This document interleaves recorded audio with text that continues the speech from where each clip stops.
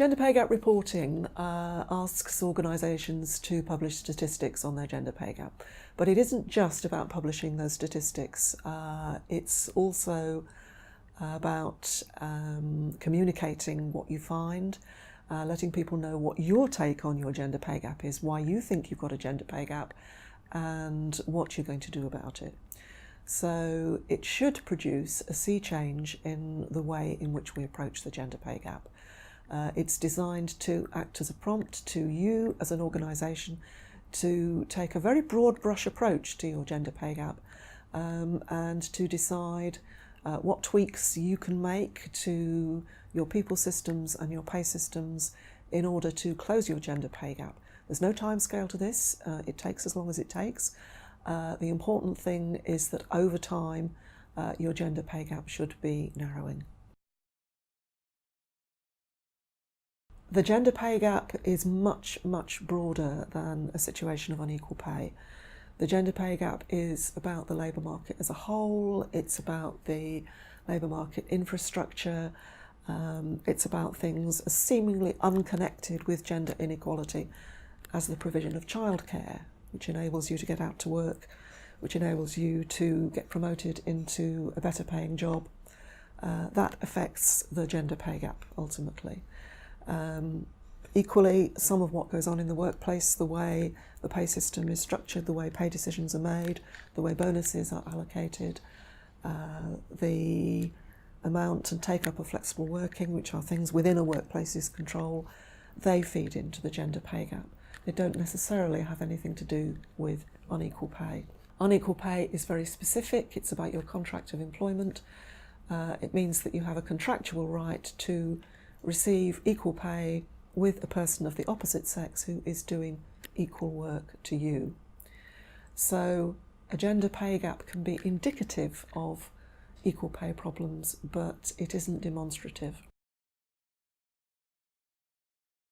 The gender pay gap is important at different levels. At a government level, it's important to the whole economy. Any kind of inequality is symptomatic of something going wrong in the market. And there are various estimates of the many billions of pounds that could be added to gross domestic product if women's earnings were brought up to the same level as men's. It's also very important at the whole economy level because of the demographics. We've got an ageing population. At the very least, that means that everyone who is out at work needs to make a maximum contribution. And so if we've got approximately half of the labour force not making their maximum contribution, then that feeds into the demographics and makes the economy less productive than it could be.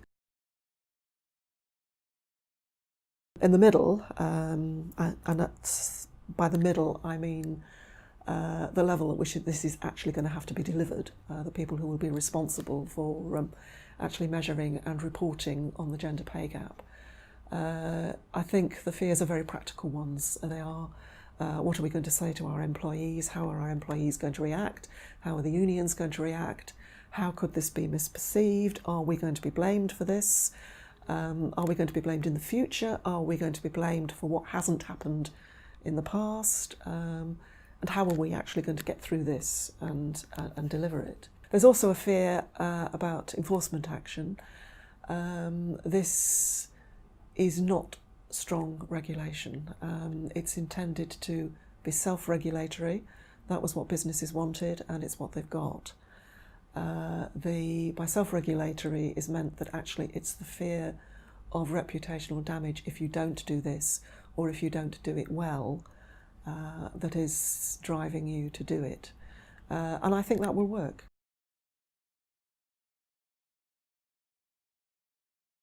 There's a lot of evidence to show that workplaces that are properly not just gender diverse, but diverse on grounds of ethnicity and the other equality dimensions, are more productive workforces, that they make better financial returns and so on. So there's an economic imperative to make the best of women's talents at workplace level. If you're not looking after your women, if you're not enabling your women to make their maximum contribution, then your reputation is going to suffer. employees expect workplaces to treat them equally.